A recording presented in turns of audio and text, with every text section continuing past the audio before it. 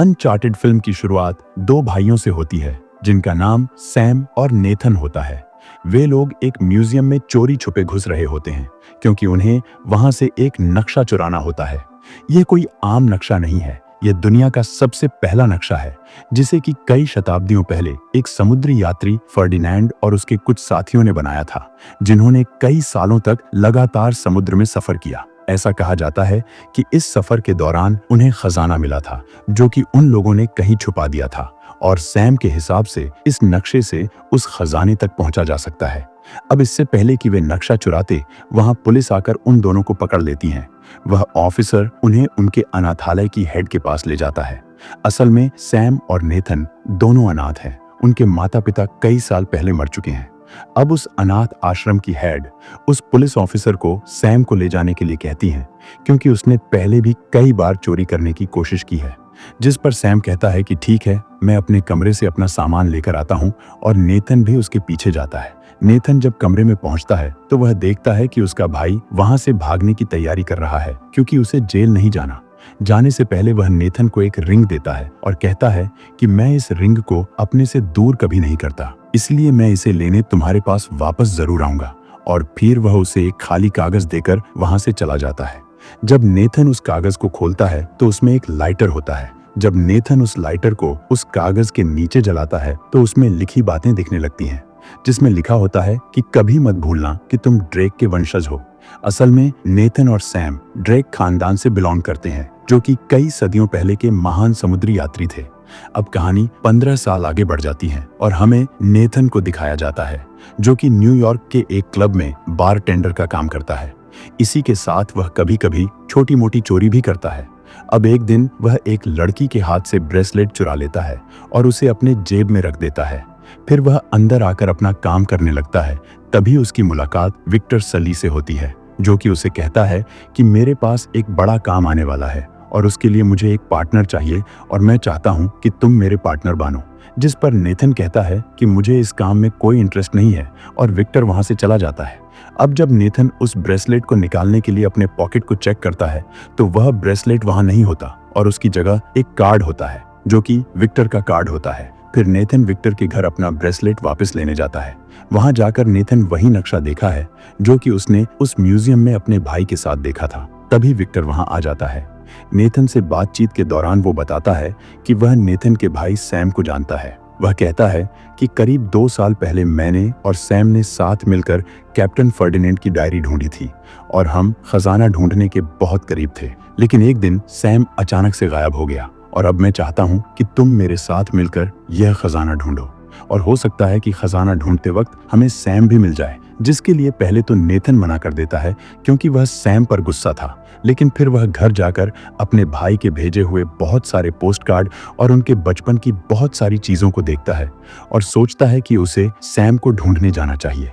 फिर वह फोन करके विक्टर को बताता है कि वह उसके साथ है।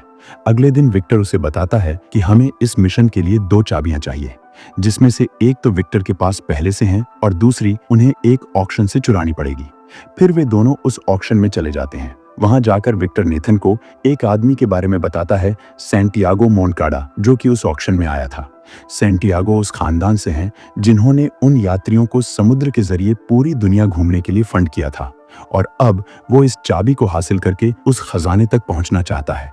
फिर जब ऑक्शन शुरू होता है तो विक्टर नेथन से कहता है कि तुम इनका ध्यान बटाओ और मैं चाबी चुरा लेता हूँ। फिर वे अपने प्लान के हिसाब से चलता है और विक्टर चाबी चुरा लेता है और वहां से निकल जाता है।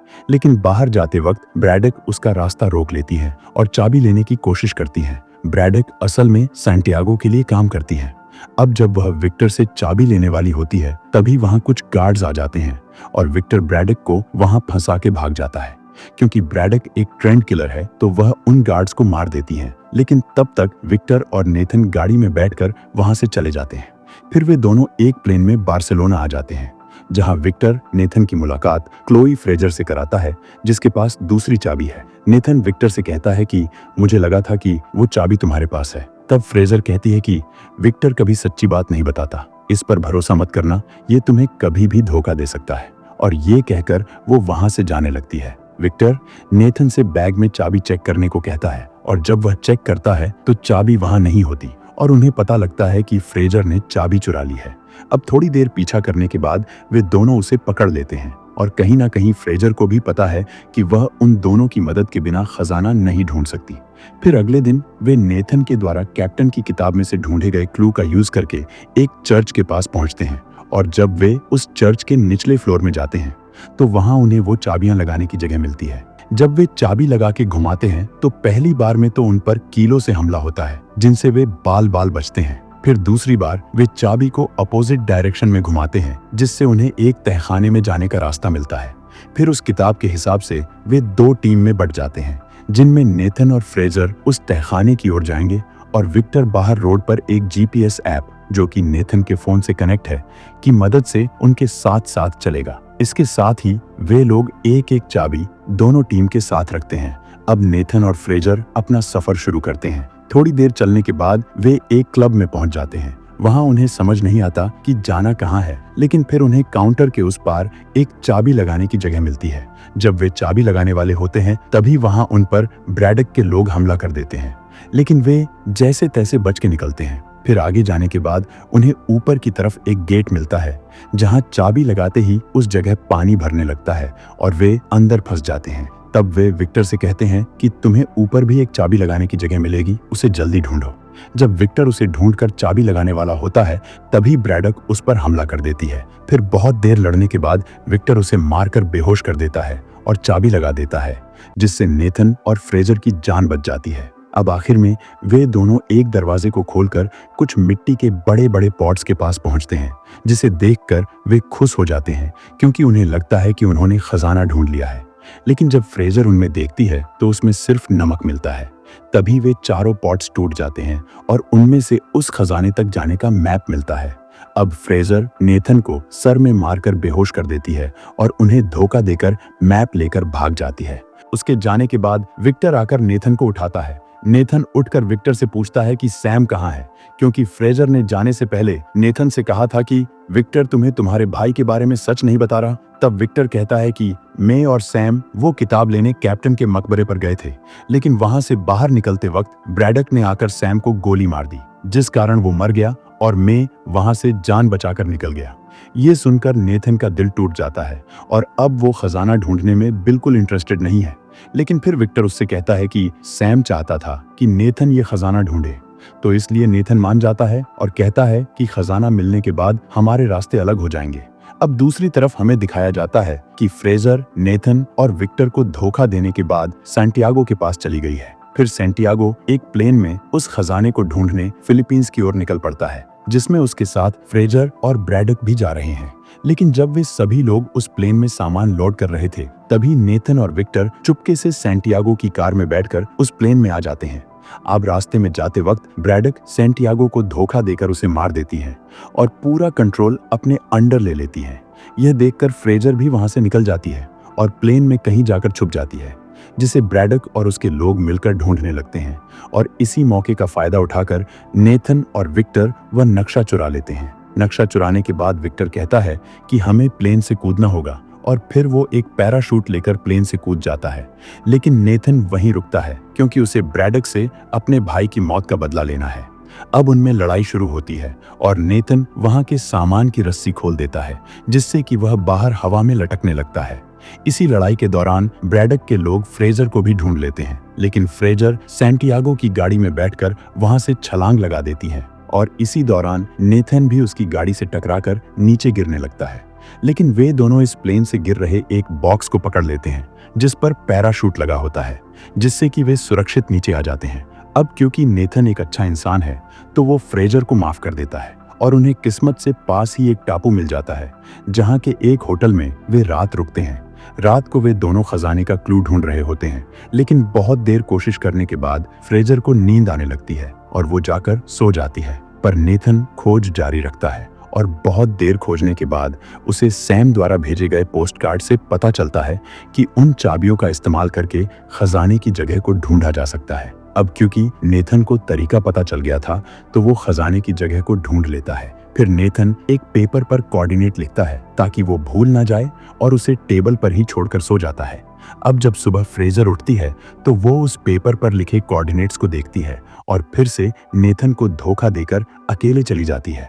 लेकिन क्योंकि नेथन को इसका अंदाजा पहले से ही था तो उसने कोऑर्डिनेट्स गलत लिखे थे। फिर वह उठता है और खजाने की ओर निकल जाता है। जब वह बोट से जा रहा होता है तभी ब्रैडक उसे देख लेती है और उसका पीछा करने लगती है। अब थोड़ी देर सफर करने के बाद नेथन आखिरकार उस खजाने को ढूंढ लेता है जो कि 2 बड़े-बड़े जहाजों में रखा था। जब वो उस जहाज पर जाता है तो उसे वहां बहुत सारा सोना मिलता है, लेकिन तभी विक्टर भी वहां पहुंच जाता है। नेथन के पूछने पर वह बताता है कि वह उस जीपीएस ऐप की मदद से उस तक पहुंचा जिसे तुम बंद करना भूल गए थे। अब वे बात कर ही रहे थे कि तभी ब्रैडक वहां आ जाते हैं, जिसे देखकर वे दोनों छुप जाते हैं क्योंकि उसके लोगों के पास हथियार है। ब्रैडक जानती है कि इन दोनों जहाज की कीमत इस खजाने की कीमत से ज्यादा है, तो वो फैसला करती है कि वह हेलिकैरियर की मदद से जहाज को ही यहाँ से ले जाएगी। फिर वह उन दोनों जहाज को 2 हेलिकैरियर की मदद से उड़ाकर वहां से ले जाती है। जब वे हवा में होते हैं तभी नेथन और विक्टर बाहर आकर उस जहाज पर खड़े ब्रैडक के सभी लोगों को मार देते हैं। फिर विक्टर रस्सी से ऊपर जाता है और हेलिकैरियर पर कब्जा कर लेता है और अपने जहाज को दूसरी तरफ मोड़ लेता है। ब्रैडक भी उसका पीछा करने लगती है। फिर कुछ देर लड़ाई के बाद नेथन आखिर में वहां रखी एक पुरानी टोप में गोला डालकर चला देता है जो कि दूसरे हेलिकैरियर के पंखे पर लगता है, जिससे कि वह डिसबैलेंस हो जाता है और ब्रैडक का जहाज एक पहाड़ से टकरा जाता है।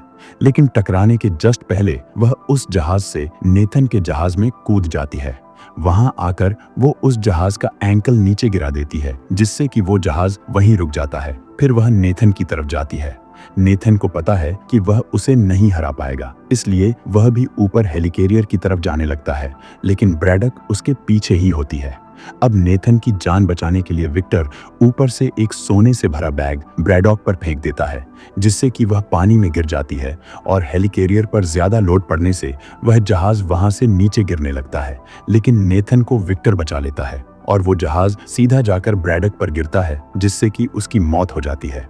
फिर वो जहाज भी पानी में डूब जाता है। फिर नेथन विक्टर से कहता है कि नीचे जाकर थोड़ा सोना ले आते हैं, लेकिन विक्टर उसे बताता है कि यह सोना अब फिलीपींस नेवी का है और उनका शिप यहाँ पहुँचने वाला ही है।